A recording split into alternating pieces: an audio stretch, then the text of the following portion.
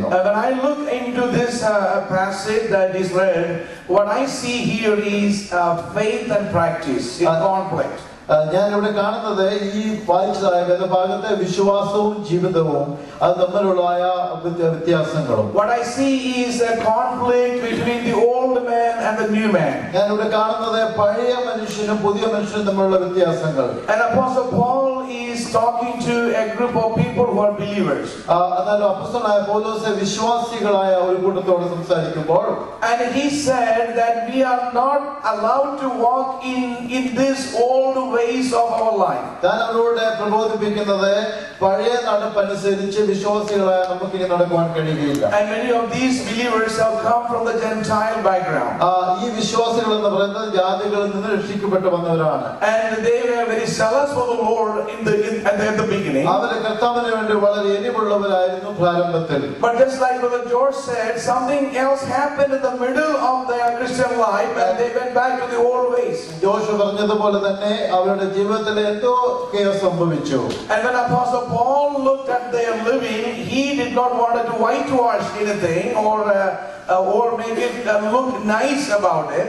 എന്നാൽ അപ്പോസ്തലനായ പൗലോസ് അവരുടെ ജീവിതത്തെക്കുറിച്ച് നോക്കുമ്പോൾ അവർക്കൊരു വൈറ്റ് വാഷ് അടിച്ച് ഒരു മുഖംമൂടി വെക്കുവാൻ താൻ ആഗ്രഹിക്കുന്നില്ല. And he wanted to point out exactly how they lived. എന്നാൽ താൻ അവരെ ചൂണ്ടി അവരോട് പറയുന്നത് നിങ്ങളുടെ ജീവിതം ഇങ്ങനെയാണല്ലോ. When Apostle Paul looked at he saw that they are living in a way that is not acceptable to the church and to God. എന്നാൽ പൗലോസ് അവരെ നോക്കുമ്പോൾ അവരെ കുറിച്ച് പറയുന്നത് ദൈവത്തിനും സഭയ്ക്കും അംഗീകരിക്കുവാൻ കഴിയാത്ത ജീവിതമാണ് നിങ്ങളുടേത്. And there were a couple of things wrong in their life. അവരുടെ ജീവിതത്തിൽ ചില കുറ്റങ്ങളൊക്കെ ഉണ്ട്. But sometimes you and I, when we see wrong, we want to close our eyes and make the wrong look good. പലപ്പോഴും നാം തെറ്റുകളെ കാണുമ്പോൾ അത് മറച്ചു വെക്കുവാൻ ആഗ്രഹിക്കുന്നു. But we ought to get into the business of pointing out what is wrong. എന്നാൽ നാം തെറ്റ് എന്താണെന്ന് ചൂണ്ടിക്കാണിക്കുന്നതിൽ നാം തെറ്റിദ്ധരിക്കേണ്ടത്. And sometimes it is a serious business to point the wrong. ചില സന്ദർഭങ്ങളിലൊക്കെ തെറ്റിനെ എടുത്തു കാണിക്കുന്നത് അത്യാവശ്യമായ കാര്യമാണ്. And when John the Baptist came into the world, he pointed out quite a lot of wrong things. യോഹന്നാൻ സ്നാപകൻ ഈ ലോകത്തിലേക്ക് കടന്നു വന്നപ്പോൾ തെറ്റിനെ കുറിച്ചും പാപത്തെ കുറിച്ചും ലോകത്തിന് ബോധ്യം വരുത്തി കൊടുത്തു. And he had a very sharp language and a very sharp tongue. താൻ ഉപയോഗിച്ച ലാംഗ്വേജ് വളരെ ചെറുതായ ലാംഗ്വേജ് ആണെങ്കിലും ശക്തമേറിയതായിരുന്നു. But you know what happened to John the Baptist? He had to pay the price for what he was pointing out. താൻ സത്യത്തെ ചൂണ്ടിക്കാണിച്ചത് കൊണ്ട് തനിക്ക് ലഭിച്ചത് എന്താണ് നമുക്കറിയാമല്ലോ. And Apostle Paul didn't use such a sharp language like John the Baptist did. എന്നാൽ യോഹന്നാൻ സ്നാപകൻ ഉപയോഗിച്ചതുപോലെ വളരെ ശക്തമായ ഭാഷകളിൽ പൗലോസ് സംസാരിച്ചില്ല. But he indeed pointed out there are certain things that are not right. എന്നാൽ താനും ഇവിടെ ചൂണ്ടിക്കാണിക്കുന്ന ചില കാര്യങ്ങളൊക്കെ ശരിയല്ല. And he said, you are now living in the futility of your mind. താൻ പറയുകയാണ് നിങ്ങളുടെ മനസ്സാക്ഷിയിൽ വൃത്തബുദ്ധികളെ പോലെ ജീവിക്കുന്നു. And when we study the word futility, it tells us it is a life that is without any meaning or any purpose or goal. വൃത്തബുദ്ധികളെ കുറിച്ച് താൻ ഉദ്ദേശിക്കുന്നത് ജീവിതത്തിൽ ലക്ഷ്യമില്ലാതെ നടക്കുന്ന ഒരു ജീവിതത്തെ കുറിച്ചാണ്. It is a lifestyle. You wake up when you want to wake up, you sleep when you want to sleep, you eat what you want to eat, and you do what you can. ആ ജീവിതത്തെ കുറിച്ച് നാം ഇങ്ങനെ ചിന്തിച്ചാൽ തനിക്ക് എപ്പോൾ ഇഷ്ടമുള്ളപ്പോൾ എഴുന്നേക്കാം, ഇഷ്ടമുള്ളപ്പോൾ ഉറങ്ങാം, ഇഷ്ടമുള്ളപ്പോൾ എന്തൊക്കെയും ചെയ്യാം, അങ്ങനത്തെ ഒരു ജീവിതം. And there is not any certain standard this person has to reach up to. എന്ന് വെച്ചാൽ ആ ജീവിതത്തിന് യാതൊരു സ്റ്റാൻഡേർഡും ഇല്ലാത്ത life. And sometimes what we do is that when the standard is going down, we will lower the bar so the person we meet the person where the person is. പലപ്പോഴും അങ്ങനെ ജീവിത നിലവാരങ്ങൾ താണു പോകുമ്പോൾ നമ്മൾ ആ ജീവിത നിലവാരത്തോട് തത്തുല്യമായി പോകുവാൻ ശ്രമിക്കുന്നവരാണ്. But indeed that is the wrong thing. എന്നാൽ അത് ശരിയായ ഒരു കാര്യമല്ല. And our goal is to lift the bar and to lift the person up together. എന്നാൽ ആ താണ നിലവാരത്തിൽ നിന്ന് അവനെ നല്ല നിലവാരത്തിലേക്ക് ഉയർത്തിക്കൊണ്ടുവരുവാണ് ശ്രമിക്കേണ്ടത്. And that is what Apostle Paul is doing here. അതുകൊണ്ടാണ് അത് തന്നെയാണ് അപ്പോസ്തലനായ പൗലോസ് ഇവിടെ ചെയ്യുന്നത്. And Brother George said about the casual life. Josh നമ്മുടെ സാമാന്യ ജീവിതത്തെ കുറിച്ച് പറഞ്ഞു. And these are the time when everybody want everything so casual. ഇന്ന് നാം ഈ ജീവിക്കുന്ന ഈ പശ്ചാത്തലം എന്ന് പറയുന്നത് എല്ലാം വളരെ സാമാന്യമായി റെഗുലർ ആയിട്ട് പോകുന്ന ഒരു സമയമാണ്. We like casual dress. നമുക്ക് വളരെ റെഗുലർ ആയിട്ടുള്ള ഡ്രസ്സുകൾ ഇഷ്ടമാണ്. Casual marriages. വളരെ സാമാന്യമായി നടക്കുന്ന വിവാഹങ്ങൾ. And some of the words I don't want to say from the pulpit, but casual faith. ചില കാര്യങ്ങളൊക്കെ ഇവിടെ ഇങ്ങനെ പ്രഘോഷിക്കാൻ ആഗ്രഹിക്കുന്നില്ല. And we have casual faith. നമുക്ക് അർത്ഥശൂന്യമായ ചില വിശ്വാസങ്ങൾ. And when we have everything casual, what we are doing is we are diluting the faith that we have in Christ. കാര്യങ്ങളും നമ്മൾ വളരെ സിമ്പിൾ ആയിട്ട് എടുക്കുന്നത് കൊണ്ട് ചില മൂല്യങ്ങളെ നാം നഷ്ടപ്പെടുത്തുകയാണ്. And we will dilute our value systems also. അത് മാത്രമല്ല നമുക്ക് ലഭിച്ചതായ ചില സത്യങ്ങളെ നാം നഷ്ടപ്പെടുത്തുകയാണ്. And Apostle Paul makes it so clear that we cannot be people who are so casual in our faith. അപ്പോസ്തലനായ പൗലോസ് ഇവിടെ ചൂണ്ടിക്കാണിക്കുന്ന ഒരു സത്യമുണ്ട്.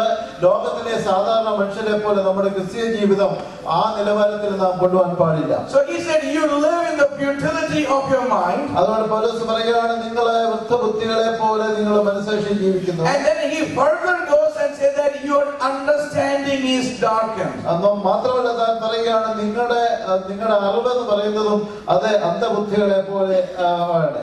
The word understanding has a lot of place in the Bible.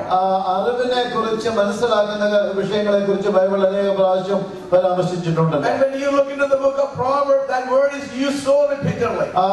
സദൃശവാക്യത്തിൽ understanding അറിവിനെ കുറിച്ച് ഒത്തിരി പ്രാവശ്യം എഴുതിയിട്ടുണ്ട്. And when our understanding is so dark, we are living in so meaningless life. നമുക്ക് കാര്യങ്ങൾ മനസ്സിലാക്കുവാൻ കഴിയാതെ കഴിയുമ്പോൾ ജീവിതം പലപ്പോഴും കുഴിച്ചിലാണ്. And when I was speaking on the last youth Sunday, I meant to say a story.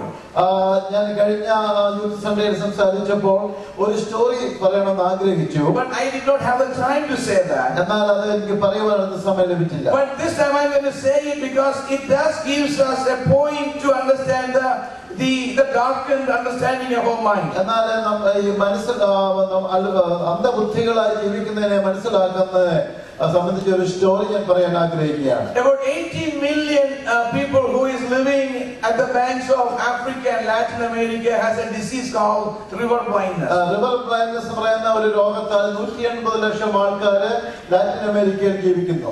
And this disease is spread by a tiny black fly. ഒരു ചെറിയ കറുത്ത ഈച്ചയാണ് ഈ രോഗം പരത്തുന്നത്. And this fly will take a very small tiny worm and transplant into a person's skin. ഒരു ചെറിയ parasite അല്ലെങ്കിൽ ചെറിയ ഒരു അണുവിനെ ഈ ചെറിയ ജീവികൾ പരത്തുന്നത്. And as soon as this tiny worm gets there, it will go under the skin. ഈ അണു നമ്മുടെ ശരീരത്തിലേക്ക് പ്രവേശിക്കുമ്പോൾ നമ്മുടെ ത്വക്കിനടിയിലേക്ക് ഇത് സുരക്ഷിക്കപ്പെടുന്നു. And it is now working undercover. അതുകൊണ്ട് ഈ ത്വക്കിനടിയിൽ ഇത് പ്രവർത്തിക്കുന്നു. And nobody else sees this tiny worm. ഈ ചെറിയ അണുവിനെ ആർക്കും കാണാൻ കഴിയത്തില്ല. And once it is there, it is going to grow 2 feet long there. അതങ്ങനെ നമ്മുടെ ത്വക്കിനടിയിൽ ജീവിക്കുമ്പോൾ കുറച്ചു നാൾ കഴിയുമ്പോഴേക്കും 2 inch.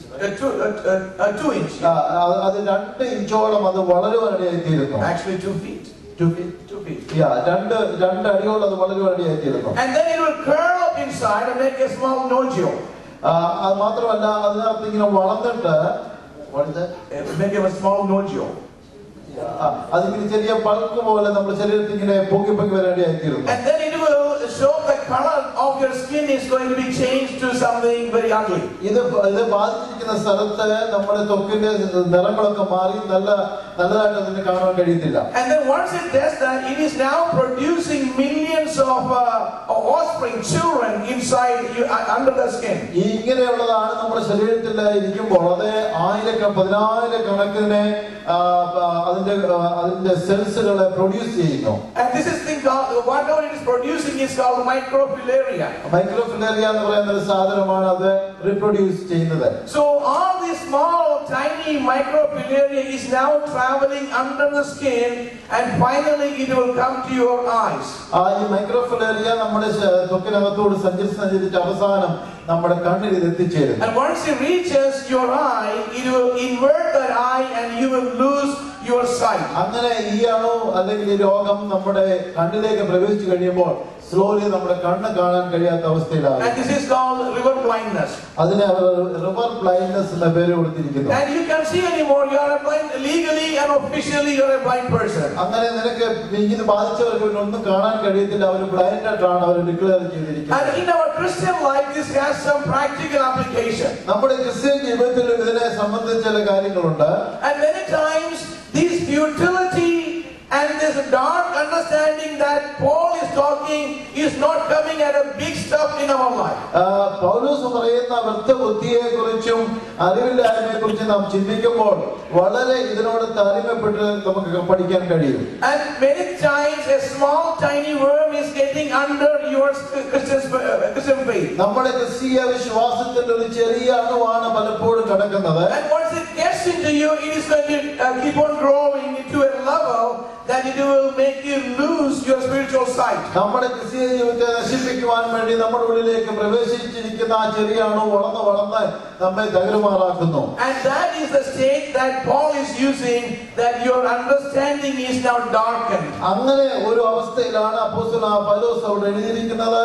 നിങ്ങളുടെ ബുദ്ധി മറഞ്ഞിരിക്കുന്നതിലെ വൃത്ത ബുദ്ധിയിലാണ് നിങ്ങൾ ജീവിക്കുന്നത്. Now when you see sin, now you think it is not sin. പലപ്പോഴും പാപമെന്ന് നാം ചിന്തിക്കുമ്പോൾ നാം ചിന്തിക്കുന്നത് പാപമല്ല എന്ന്.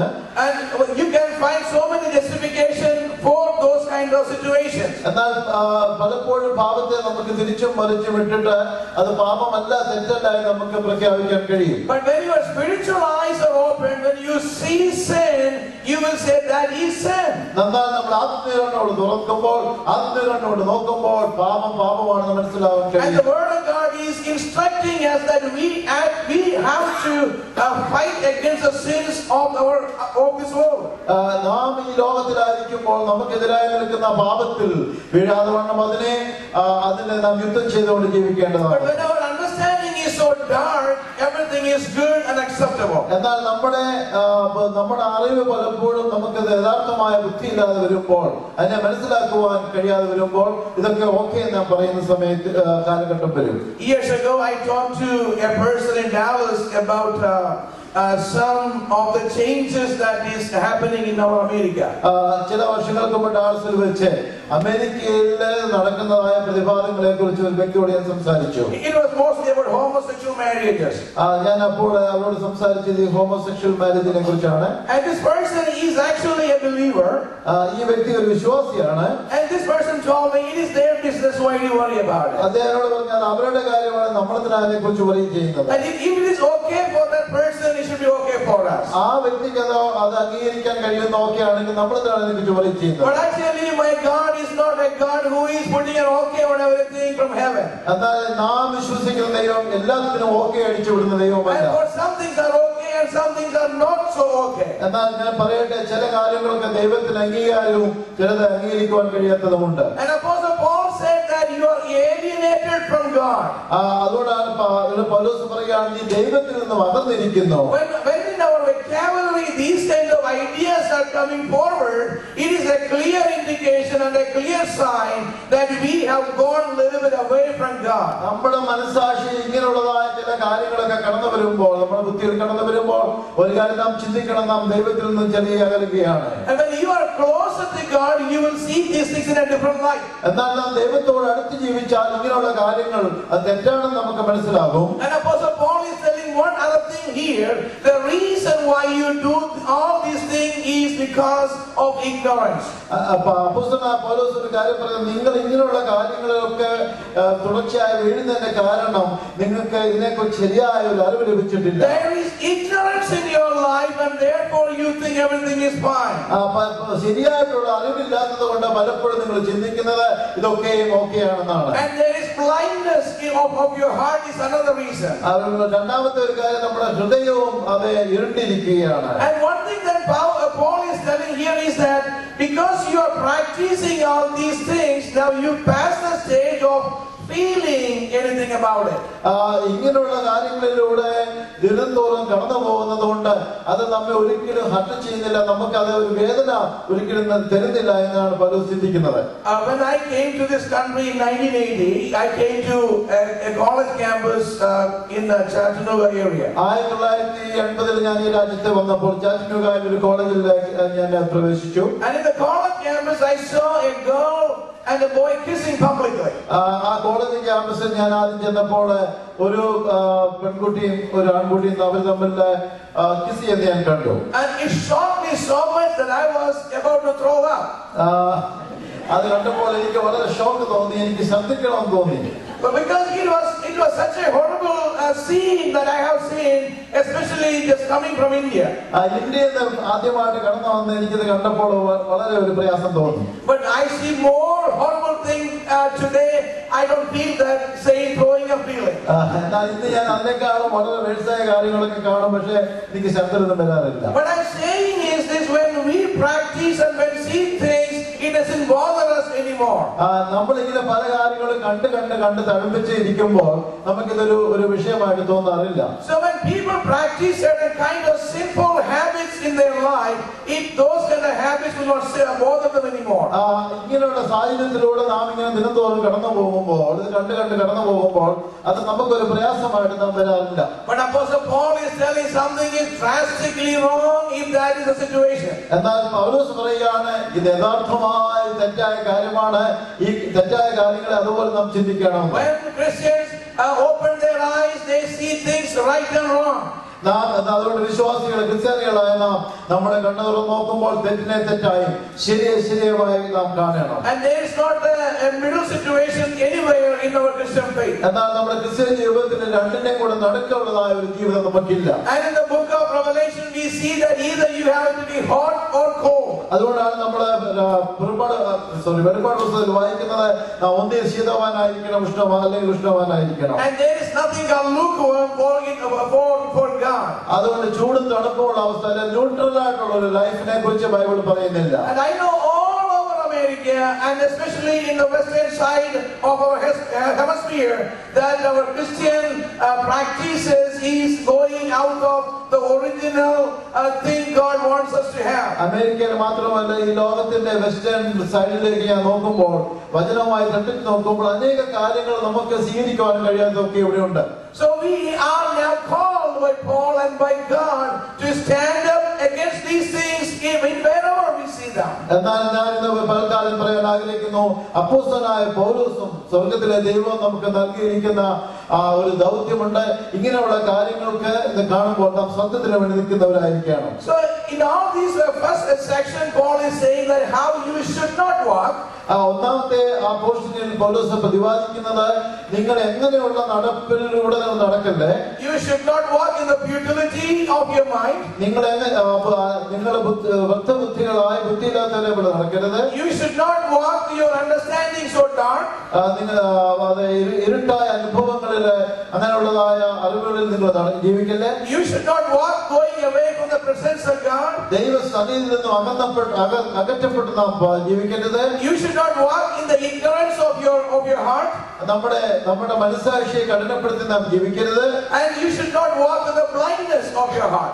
മാത്രമല്ല നമ്മൾ ഹൃദയ കാഠിന്യമല്ല ഹൃദയത്തിൽ ഇരുട്ട് വെച്ചുകൊണ്ട് നാം ജീവിക്കരുത്. Then in the next section Apostle Paul is clearly telling us how we should walk. എന്നാൽ രണ്ടാമത്തെ പോർഷനിൽ അപ്പോസ്തലനായ പൗലോസ് പറയുകയാണ് നമ്മുടെ ക്രിസ്ത്യൻ ജീവിതം എങ്ങനെയുള്ളതായിരിക്കണം. And there he is saying that there is a problem of the old man and the new man. അവിടെ പൗലോസ് ഒരു കാര്യം പറയുന്നുണ്ട്, പഴയ മനുഷ്യനും പുതിയ മനുഷ്യനും തമ്മിൽ ഒരു പ്രോബ്ലം ഉണ്ട്. And he is saying you must clearly get this guy out of your life. അതുകൊണ്ട് ഈ പഴയ മനുഷ്യനെ നമുക്ക് പൂർണ്ണമായി പുറത്ത് തള്ളിക്കളയണം. The old man has a tendency of coming back to you. Yes, he only has a claim upon your life. ഈ പഴയ മനുഷ്യനെ പലപ്പോഴും ഈ പുതിയ മനുഷ്യനിലേക്ക് കയറി വരുവാന് അതിനൊരു പ്രേരണയുണ്ട്. And Paul is telling it is time you get this guy by his hand and throw him out to the door. അതുകൊണ്ട് പൗലോസ് പറയുന്നു ഈ പഴയ മനുഷ്യനെ അതിന്റെ രാഗമോഹങ്ങളോടുകൂടെ എറിഞ്ഞ് വെളിയിലേക്ക് എറിഞ്ഞു കളയണം. And then he said you need to embrace a new man.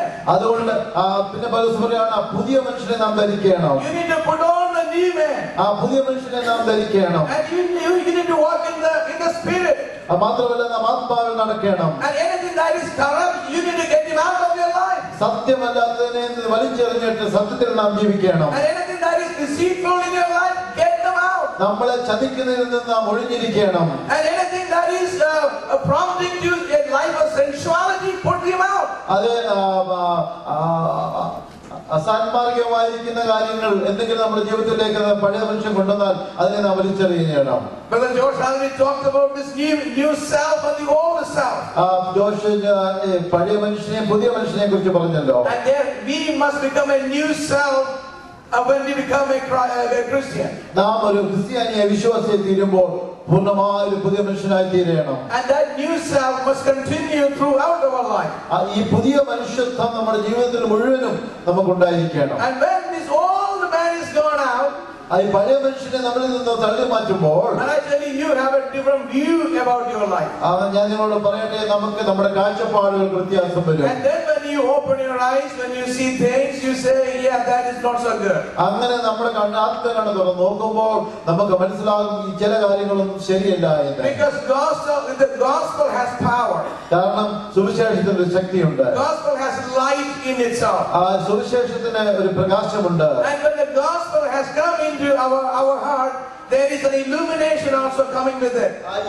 ഈ സത്യസുവിശേഷം നമ്മുടെ ഉള്ളിലേക്ക് പ്രവേശിക്കുമ്പോൾ അതിന് തന്നെ ഒരു പ്രകാശം നമുക്ക് തരുവാൻ കഴിയുന്നുണ്ട്. And the gospel is coming in our life, there also comes a revelation with it. ഈ സുവിശേഷം നമ്മളിലേക്ക് കടക്കുമ്പോൾ നമുക്ക് ചില വെളിപ്പാടുകൾ ലഭിക്കും. And when the gospel has made its final way into our life, we have the Holy Spirit in us to work in our life. മാത്രമല്ല ഈ സുവിശേഷത്തിന് നമ്മുടെ ജീവിതത്തിൽ പൂർണ്ണ സ്വാതന്ത്ര്യം കൊടുക്കുമ്പോൾ പരിശുദ്ധാത്മാവ് നമ്മളെ ക്രിയ ചെയ്യാൻ തുടങ്ങും. And when we allow the Holy Spirit to guide us, the Holy Spirit ministry is to help us see what is good, what is bad, what is truth, what is righteousness, and what is judgment. അങ്ങനെ പരിശുദ്ധാത്മാവ് ജീവിതത്തിൽ നാം ഇടപെടുമ്പോൾ സത്യത്തെക്കുറിച്ചുള്ള പരിജ്ഞാനം, എന്ത് തെറ്റ് ശരി എന്നുള്ളതിനെ കുറിച്ചുള്ള അറിവ് പരിശുദ്ധാത്മാവ് നമുക്ക് നൽകിക്കൊണ്ടിരിക്കും. And when the Holy Spirit is in us, we are not walking in ignorance.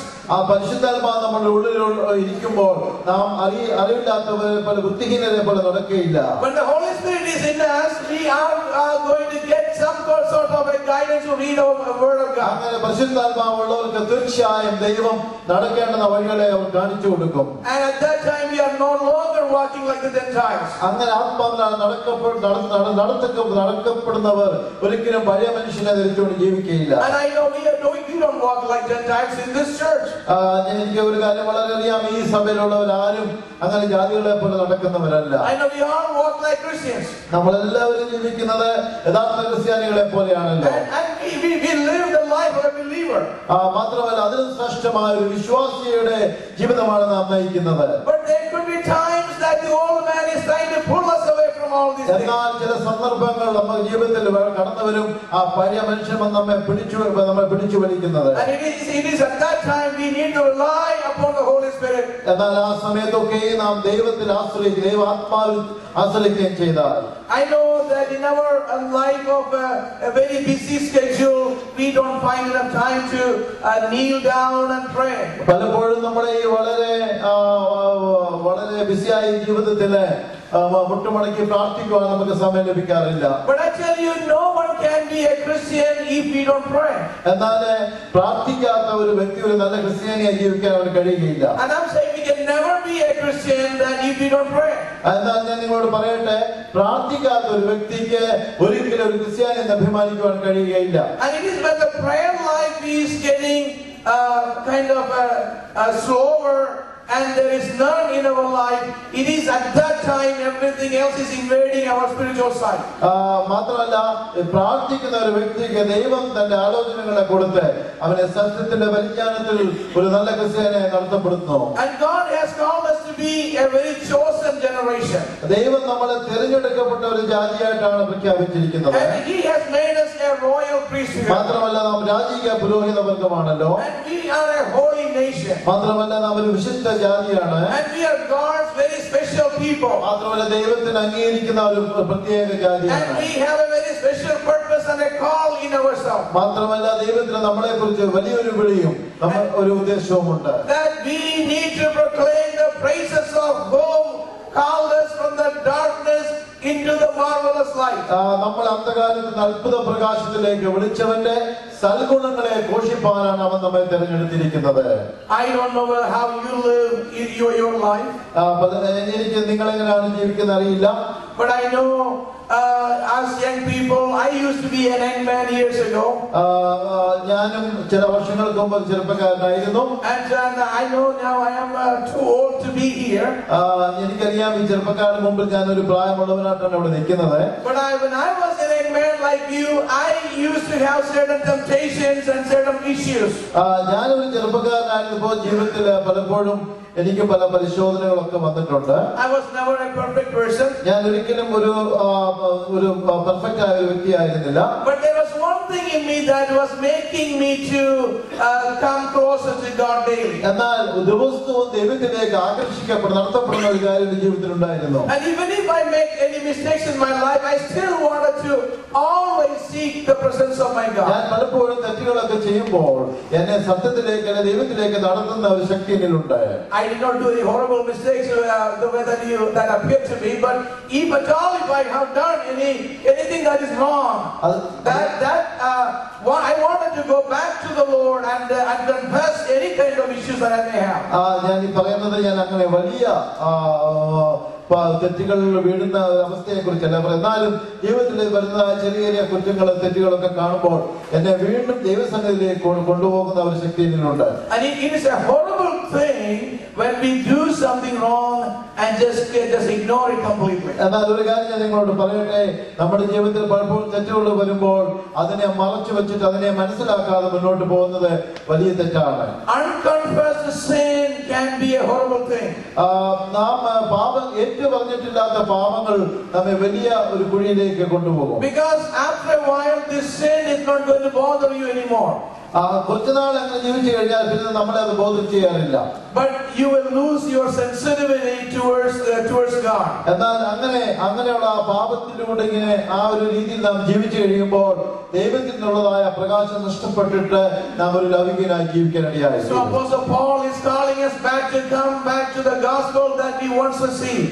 അതുകൊണ്ട് അപ്പോസ്തലനായ പൗലോസ് ഇവിടെ ഓരോരുത്തരെയും തന്നെ കടന്ന് വിളിക്കുകയാണ്, നമുക്ക് ലഭിച്ചിരിക്കുന്ന പ്രകാശത്തിലേക്ക് സത്യത്തിലേക്ക് മടങ്ങി വരിക. And live a life of righteousness and holiness in the presence of God. മാത്രമല്ല നീതിയുള്ളതും സമാധാനമുള്ള സത്യമായ ഒരു ജീവിതം നയിക്കുവാൻ. And we are going to spend a few minutes in the Lord in prayer. I'm going to ask Brother Ben and the music team to come and lead us in a chorus, and then we will take the offering also at that time. ഈ വചനത്തിന്റെ അടിസ്ഥാനം നമുക്ക് കണ്ണുകളെ അടച്ച് നമുക്ക് വീണ്ടും ചിന്തിക്കുകയും പ്രാർത്ഥിക്കുകയും ചെയ്യാം. പ്രസിഡന്റൊക്കെ മുന്നോട്ട് കടന്നു വന്ന് പാടുന്ന സമയത്ത് ഇന്നത്തെ നമ്മുടെ സ്തോത്ര വഴിപാട് നമുക്ക് അർപ്പിക്കാമല്ലോ. എന്നാൽ അല്പസമയം നമ്മുടെ കണ്ണുകളെ അടച്ചിട്ട് ദൈവസന്നിധി നമ്മെ താഴ്ത്തി ഏൽപ്പിച്ചു.